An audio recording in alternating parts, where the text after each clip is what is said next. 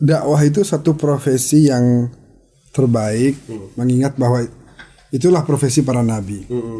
Kemudian ayat Al-Quran dengan jelas mengatakan waman ahsanu qawlan mimman da'a ilallah wa amila salihan sampai akhir ayat.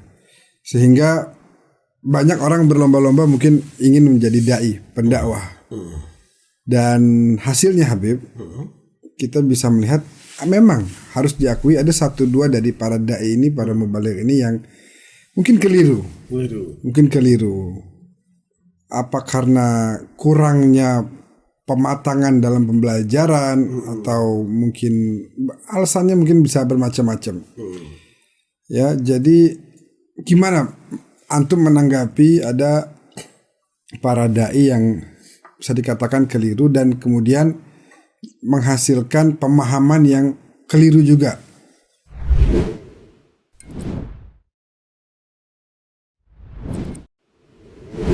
Bismillahirrahmanirrahim. Assalamualaikum warahmatullahi wabarakatuh. Teman-teman, alhamdulillah kita kembali menyapa teman-teman semua di program We Talk, berdakwah dengan metode yang lemah lembut.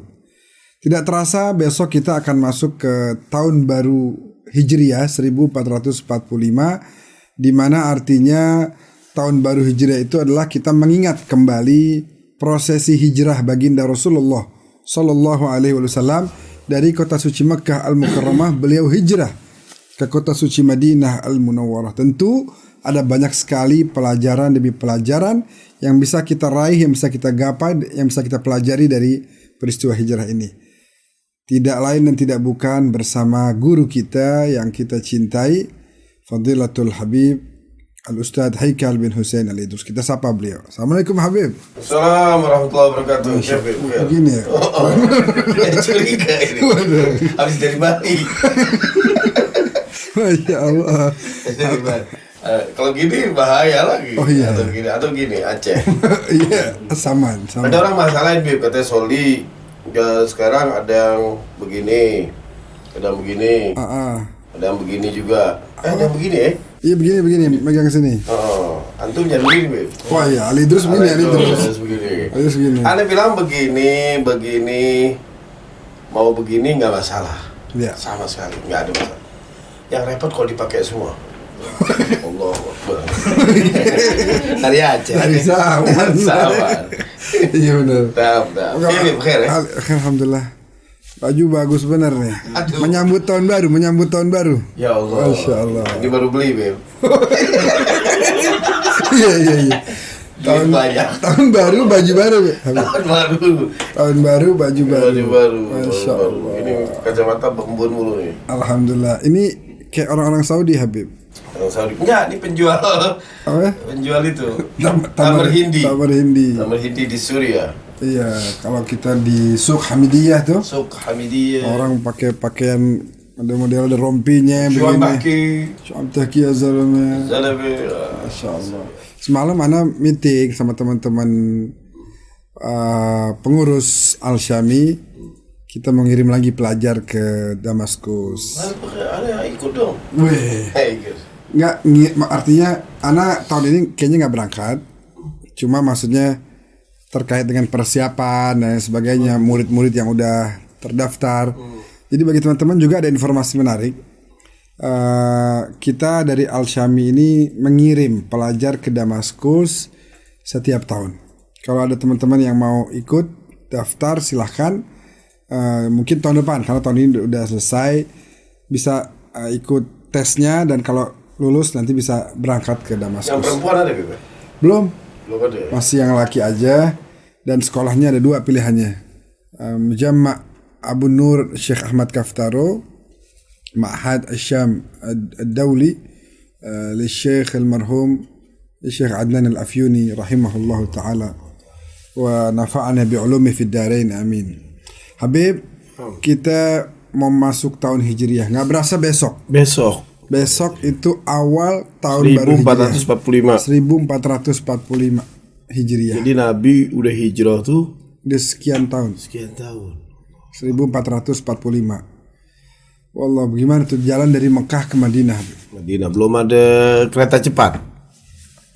kereta cepat. Kita sekarang udah ada kereta cepat. Yang pakai bus merasa lama. Iya kan? Oh, benar. Ya dulu Pak masih pakai bus enak. Nggak kebayang bagaimana dulu Nabi belum ada jalan raya tuh. Dari bukit ke bukit begitu. Terjal demi terjal. Terjal demi terjal beliau lalui demi melangkah terus untuk berdakwah. Betul. Mengajak umat kepada Allah Subhanahu wa taala. Luar biasa. Nyaris tanpa istirahat beliau berdakwah. Anda pernah bawa jamaah umroh aja buat umroh di tempat itu, dia kelelahan sama Anda. Iya, buat tawaf itu kelelahan. Anda, ayo dah, Anda juga udah paksa-paksain kaki udah berat ini, betis Anda udah kayak gede banget. Iya. Udah selesai rapi, waktu pulang ke Jeddah. Mampir di Jeddah di pasar apa itu? Balad. Dia tawaf nggak berhenti. Jadi lebih lama tawaf di pasar Balad dibanding ini. Tawaf di Ka'bah. Di bawah kita di bis udah tidur gini. Ini belum Beb. Nah, tuh dia tuh udah datang tuh. Taruh barang. Ya Allah ibu, Beb titip dulu ya, balik lagi. Dia tawaf lagi. Dia bilang, ini kekuatan tawaf di sana. Nah ini tawaf dibanding di Ka'bah. Haji. Makanya orang suka banyak yang berprasangka perasaan umroh sama haji itu baru bisa diterima setelah dia udah nyium Ka'bah. Nyium apa? Hajar Aswad. Sama udah sholat di Raudhah.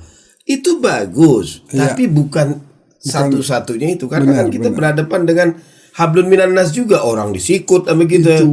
Berebut di ini, malah yang lebih penting lagi yang harus diperhatikan hablum minan nasnya dibanding hablum minallah. Kita menggapai Hajar Aswad dengan harus sejajar, dengan cara menyikut sama nangis. Alhamdulillah udah cium Hajar Aswad.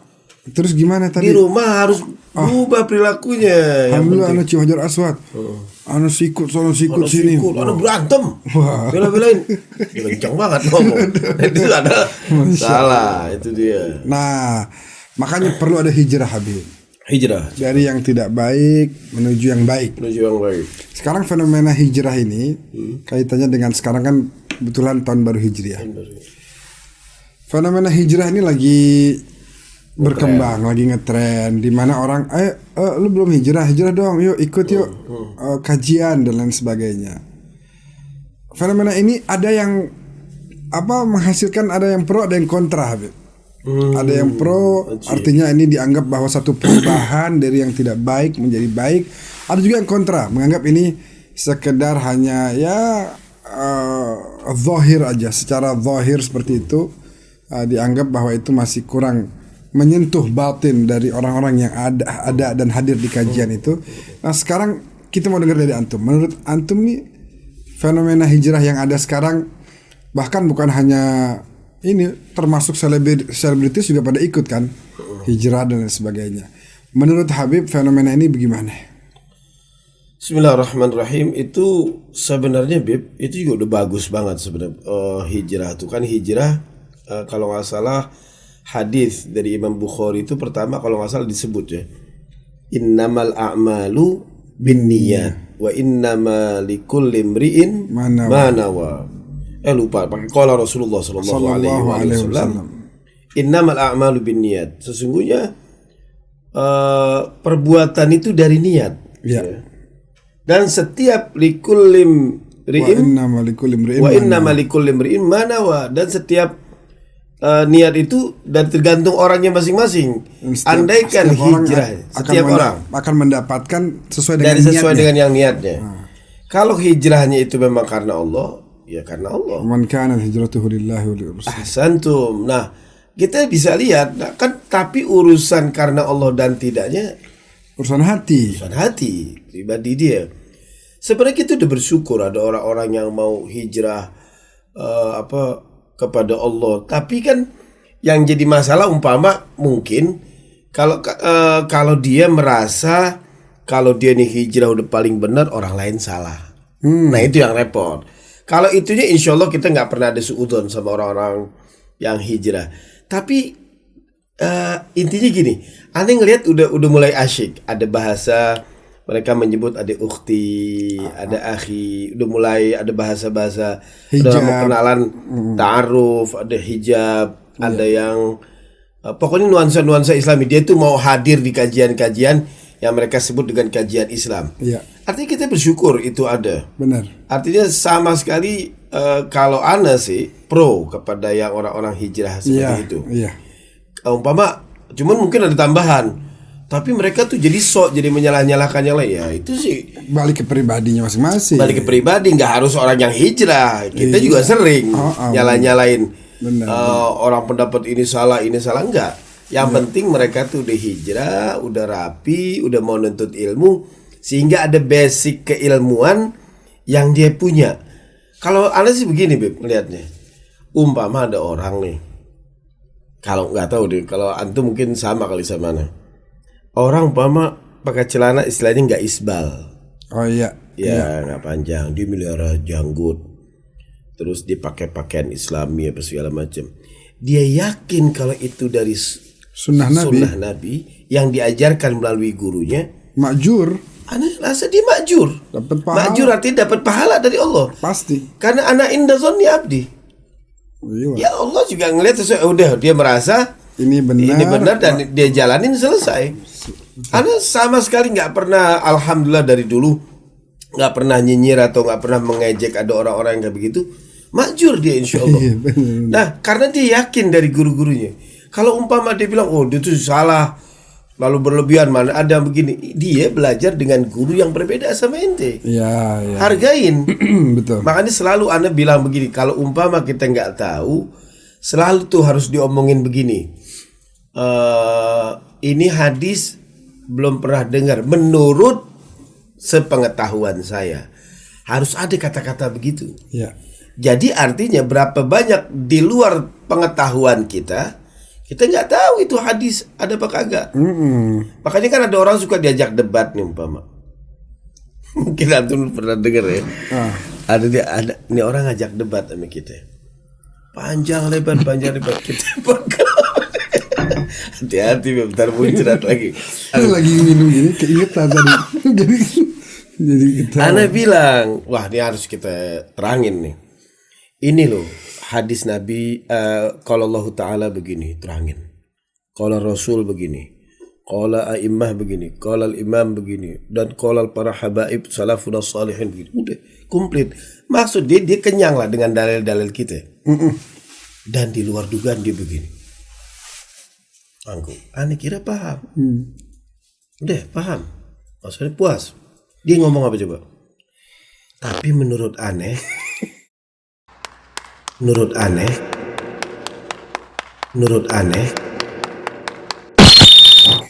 dia, bayangin itu udah ngomong kalau Allah, kalau Rasul, kalau imam udah jelas. Menurut dia, kita tanya sama dia, ente punya pesantren kagak, murid kagak, nulis buku kagak, alim kagak. Tiba-tiba menurut dia, menurut aneh nih Beb. Tapi kalau menurut aneh, ini kan sebagai bukti nih orang nggak menghadiri kajian. Nah kita bersyukur ada orang-orang yang mau hadir kajian. Benar. Dia juga sibuk menghafalkan Al-Quran kadang-kadang dengan hadis-hadis Nabi rapi. Kalau menurut aneh senang. Ya, secara pribadi Anda senang, tapi memang kalau umpama ada omongan-omongan dia tuh lebay, suka membid'ahkan, itu lain lagi. Lain cerita ya. Lain cerita. Siapapun juga nggak boleh. Mungkin begitu. Kita cukup paling nggak kita ngeliat zohirnya. Dia tadinya nggak berhijab jadi berhijab. Tadinya dia mohon maaf mungkin sholatnya bolong-bolong. Dengan hijrah jadi sholat. Ya udah itu yang Nabi mau dan itu berhasil di kalangan orang-orang yang sedang hijrah. Tapi bagi orang-orang yang tidak hijrah, kadang-kadang mencari-cari alasan begini, Beb. Dia pakai jilbab tapi belum masih ngomongin orang. Kalau aneh walaupun nggak pakai jilbab, aneh bisa jaga diri. Aneh lebih baik mana itu? Yang pakai hijab tapi ngomongin orang, atau yang tidak pakai hijab tapi tidak ngomongin orang. Iya benar. Itu kan sebenarnya gimana tuh? Orang nanya begitu bagaimana tuh? Tanya aja sama dia, ente mendingan dijepit kupingnya apa mau jepit hidungnya? Ya nggak ada yang enak. Nggak ada yang enak. Ada tandanya dua-duanya nggak bisa dipilih. Iya, nggak apple to apple betul. Artinya yang ngomongin iya betul nggak apple to apple. Artinya yang pakai jilbab dia ngomongin orangnya nggak bagus. Iya. Ya. Ada orang yang nggak ngomongin orang tapi masih belum berhijab. Nggak berhijab, nggak bagus. Nggak bagus. Kenapa nggak nyontohin orang yang pakai jilbab dan tidak ngomongin orang? Tidak ngomongin orang, rapi udah. Rapi. Shadaqallahul azim. Ya, rapi udah. Nah, ini yang suka kita lupa. Enak sekali. Ada yang bilang gini, Bib. Tapi Ustaz, sebelum kita berjilbab, hati kita dulu dijilbabin. Iya, sama. Maksudnya filosofi bahasanya. Dia bilang mati hati lu jilbabin. Lu dioperasi. Hati lu dijilbabin.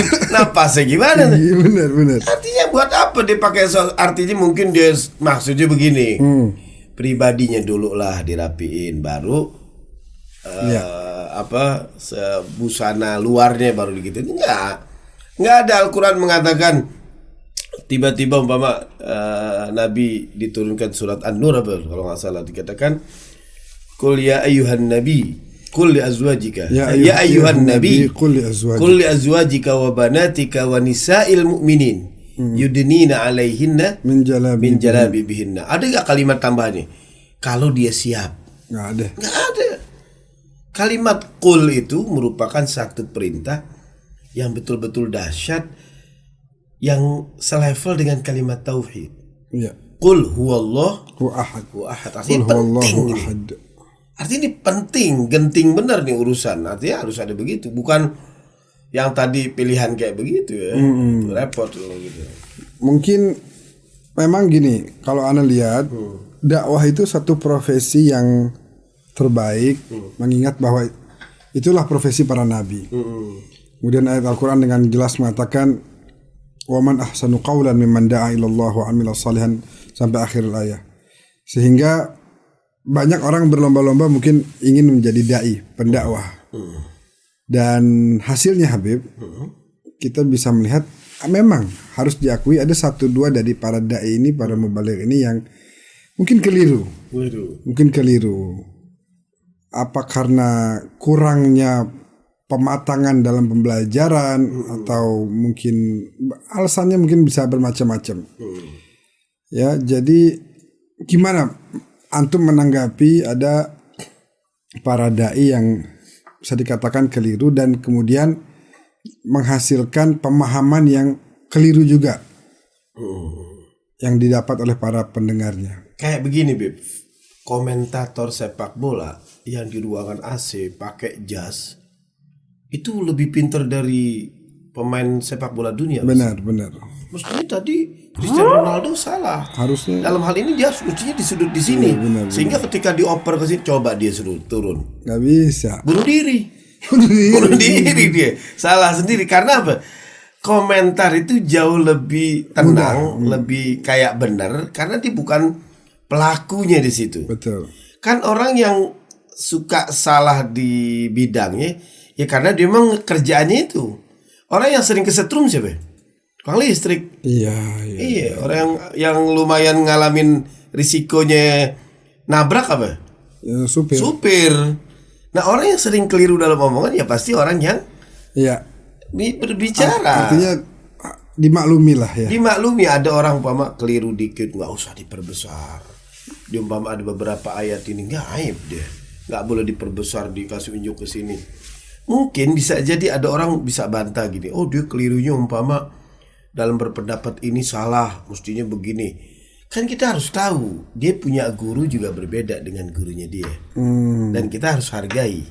Oh, ini ada pendapat ini, ada pendapat ini. Dia harus hargai itu. Jangan sampai dia dapat guru di sini disamain dengan guru yang dia pelajarin itu lo harus sama. Enggak dong, dia punya hak ini.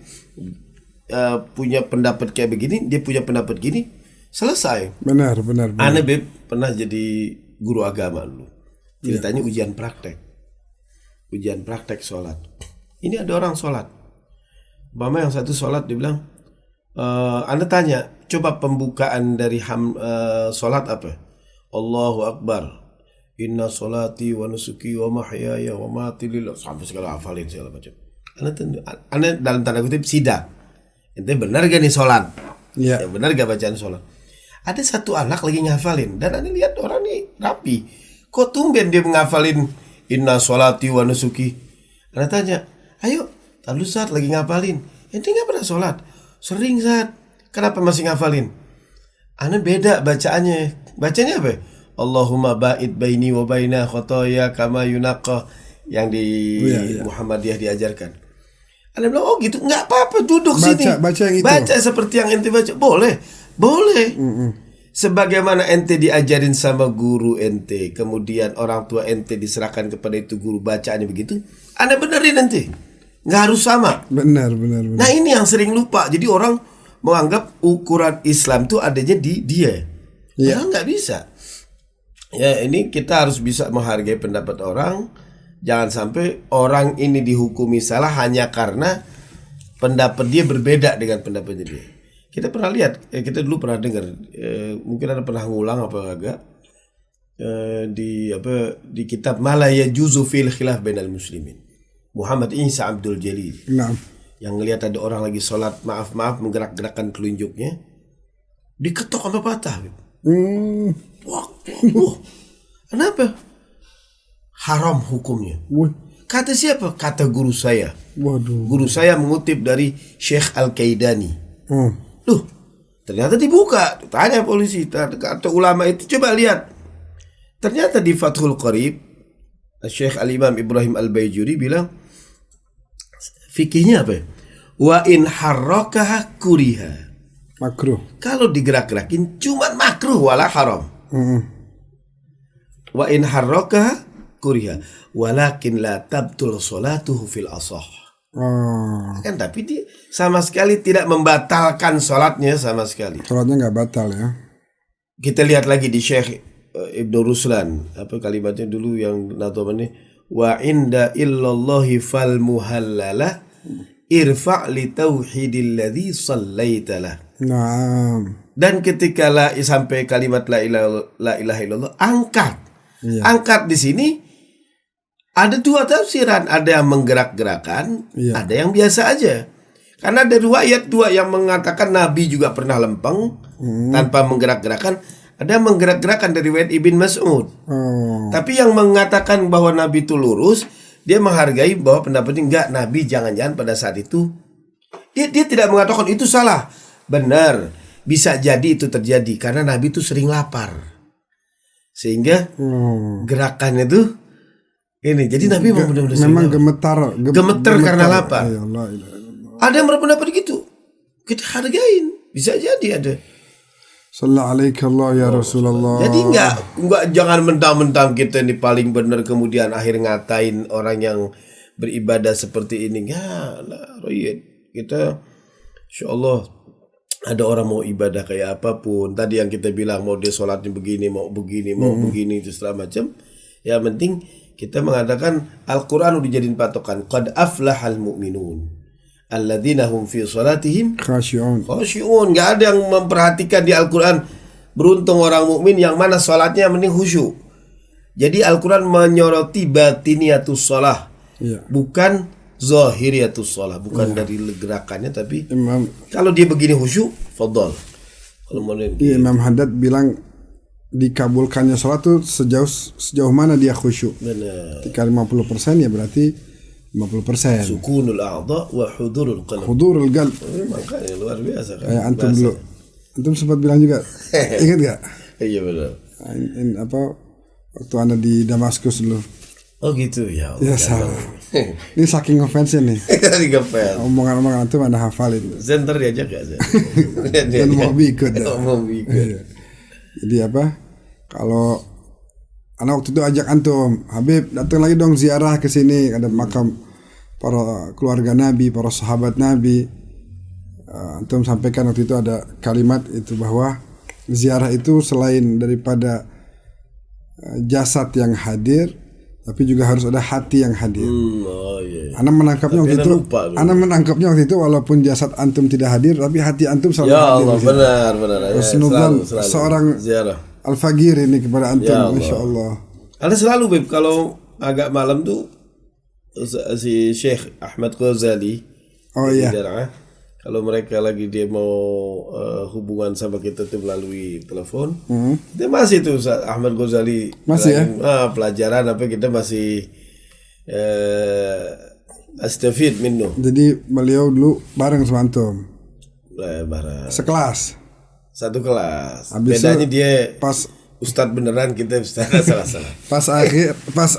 pas Ana sekelas juga sama beliau, tapi beliau di kursi ustadz dan Gitu. murid itu. Ya Allah, serem amat. Kalau antum kan sama-sama di kursi murid maksudnya. Iya, waktu itu. Ketika anak sana, lalu anak sampaikan, anak Tua berarti Ana. Jadi Ana lagi ngomongin tua, ada apa ngomongin alim nih. anak muridnya Habib Haikal. Masya Allah, Sayyid Haikal. Wah, Pernah berantem sama Ana. Salah. ya habbukum Masya Allah, Masya Allah. Ya Allah. Itu Habib, Masya Allah ya, kita memang ya seperti itu, bahwa hijrah tinggal bagaimana orang-orang yang hijrah tadi memperbaiki kualitas hijrahnya. Yang belum hijrah ya segera untuk hijrah ke jalan yang diridhai Allah Subhanahu wa ta'ala. Benar. Nah, bicara tentang awal tahun, selalu ada semangat baru Habib. Selalu ada kebangkitan. Betul. Ada perasaan di mana kita harus lebih semangat lagi, harus lebih rajin lagi, dan selalu menanti-nanti bahwa Islam akan semakin jaya begitu. Gimana menurut antum? Seharusnya tuh setiap menyambut tahun baru apa yang harus dirasa dan harus dilakukan oleh seorang muslim? Pertama, kita udah tahu bahwa di dalam Al-Quran udah jelas bilang innallaha la yughayyiru ma biqaumin hatta yughayyiru ma bi anfusihim. Artinya sesungguhnya Allah tidak akan merubah satu kaum sampai kaum itu merubah dirinya sendiri. Nah, perubahan ini kan kita bisa lihat. Kalau bahasa umumnya kita bisa mengatakan ada hukum kausalitas. Ada hukum sebab dan akibat. Setiap akibat selalu ada sebabnya dulu sebelum. Benar. Kalau sebab-sebab alasan-alasannya nih kita memilih jalan kebaikan, kita akan mengalami sukses. Kalau sebab-sebabnya nih kita milih jalan agak malas-malasan, kita pasti hancur. Al-Quran udah jelas mengatakan, wa'adallahu alladhina amanu minkum wa amilus salihat la yastakhlifannahum fil ard. Allah akan berjanji kepada orang mukmin ya, di antara kalian dan beramal saleh, kalian akan memimpin di situ. La yastakhlifannahum fil ard. Bayangin kalimatnya tuh udah taukid. Ada lam, ada nun taukid juga. La yastakhlifannahum fil ard. Nah. Jadi kalian akan memimpin. Kalau yang asal-asalan gimana hancurnya tuh? Ada ayat juga jelasin. Fa khalafa min ba'dihim khalfun adaa'us shalah wattaba'u syahwat fasawfa yalqawna ghayya. Akan datang satu generasi. Fa khalafa min ba'dihim khalfun adaa'us shalah, dia tinggalin salat. Wattaba'u syahwat, dia ikutin hawa nafsunya. Fasawfa, maka sesungguhnya dia akan, jadi nggak langsung nih. Allah akan dikasih kesadaran dulu, dikasih ini sama Allah. Yalqawna ghayya, dia akan menemukan satu kehancuran, kegagalan di situ, kegelinciran. Artinya udah ada tuh. Kalau kita mau maju, ditanya bagaimana masa depan Islam, ya lihat dong, tergantung apa yang kita berbuat. Kalau kita bisa memilih yang pertama, kita akan mengalami kesuksesan. Kalau kita milih yang tadi asal-asalan, malas-malesan, ninggalin sholat, nonton TikTok, lagu lagi, ini lagi segala macam, malas-malesan, nggak nonton WeTalk, nggak nonton WeTalk, cakep itu, bagus itu. Nah, dia akan masuk baik, ya kau udah kau ya, cakep itu, benar itu. Kayaknya udah ada irama itu, TikTok, nonton TikTok mulu, nggak nonton Will Talk. Betul, cakep itu. Artinya mengalami kegagalan, Bib. Ngawur dia. Dan Nabi itu udah wanti-wanti waktu lagi haji, dia bilang apa? La tarji'u ba'di kuffara.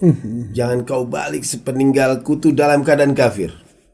Apa? Yadribu ba'dukum riqaba ba'din. Kalian saling memukul antara satu dengan yang lainnya. Jadi Nabi sifat-sifat kekufuran, sifat-sifat jahiliyah tadi. Sifat-sifat jahiliyah. Nabi menganggap ketidakberagamaan seseorang dilihat ketika dia tidak memiliki akhlak. Yadribu ba'dukum riqaba ba'din. Saling mukul, saling hantam, saling fitnah. Sekarang tuh Habib. Wallah, suara Nabi mufazzi'.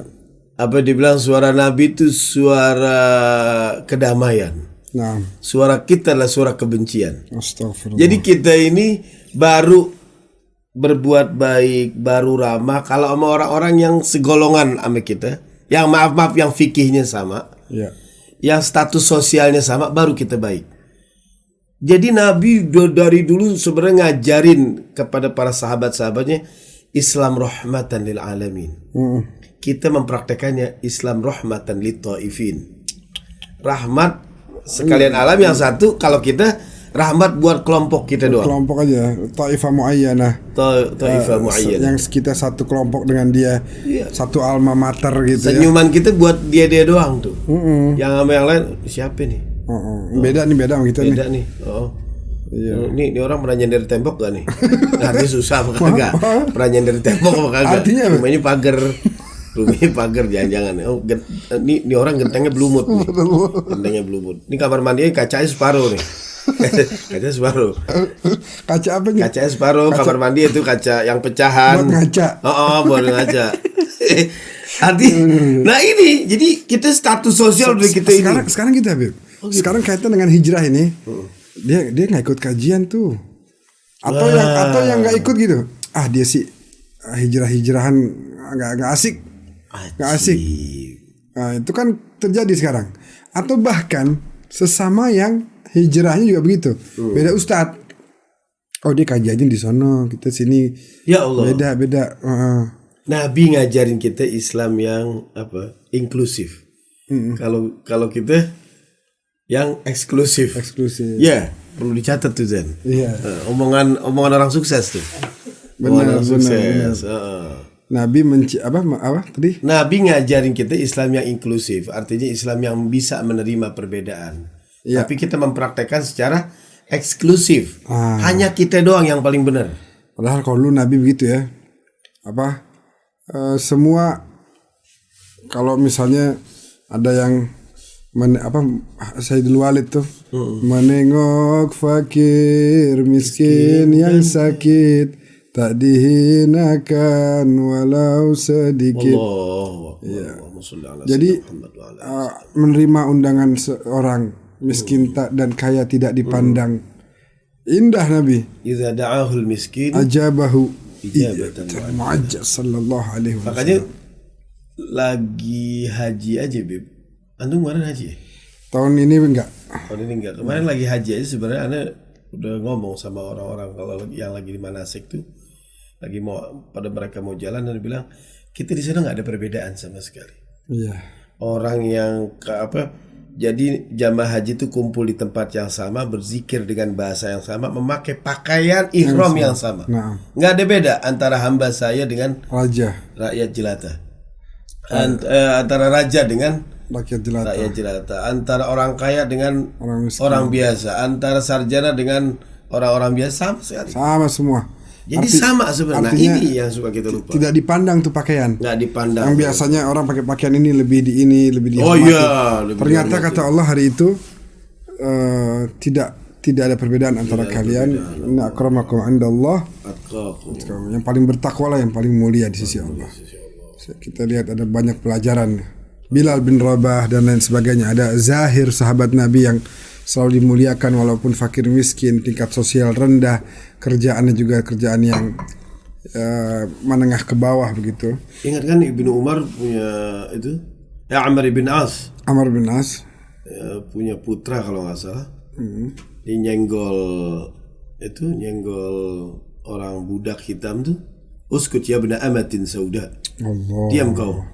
Wahai putra budak hitam. Dengar Sayyidina Umar langsung pergi ke itu haji, dia datang dipanggil orangnya tadi dicambuk. Mana cambuk? Disuruh cambuk orang yang tadi dikatain. Ente cambuk deh. Masya Allah. Itu meraung-raung dia kesakitan. Kata ini udah cukup. Kata dia yang nyambuk udah. Langsung bitalabi dipegang. Akhadha bitalabi. Naam. Dia bilang lima ja'altahu abidan ma annahu wulida min batni ummi hurran. Allah. Kenapa ente jadikan dia sebagai budak padahal dia dilahirkan dalam ibunya dalam keadaan merdeka. Lempar gini. Itu kan luar biasa. Intinya kita saling Habib, kita sudah sampai di akhir fase dalam episode kali ini, dimana kalau Anda bisa ambil kesimpulan itu bahwasanya kita setuju dengan adanya hijrah, dan kita melihat secara zahir bahwa ada banyak perubahan dari orang-orang yang sudah hadir di kajian hijrah, Masya Allah. Artinya dakwah Rasulullah semakin menyebar, ada di mana-mana.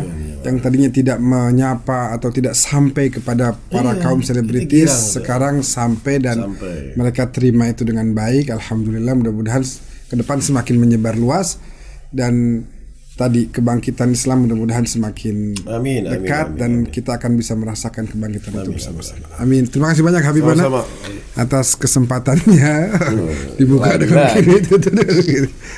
Masya Allah, jazakumullah khair Habib. Sama-sama Habib. Terima kasih banyak teman-teman pemirsa yang sudah menyaksikan program We Talk kita kali ini, di mana kita membahas tentang hijrah ke depan. Kalau ada teman-teman yang mau memberikan pertanyaan atau mau memberikan usulan apa nih yang mau dibahas, silahkan. Bisa lewat komentar, bisa lewat DM di akun media sosial kita. Insya Allah kita akan bahas, dan mudah-mudahan apa yang disampaikan di sini bisa menjadi manfaat buat kita semuanya. Amin ya rabbal alamin. Saya undur diri dengan guru kita Habib Haikal. Terima kasih. Hadanallahu wa iyyakum ajma'in. Wassalamualaikum warahmatullahi wabarakatuh. Waalaikumsalam warahmatullahi wabarakatuh. Syukran Habib. Jazakumullah khair. Habib.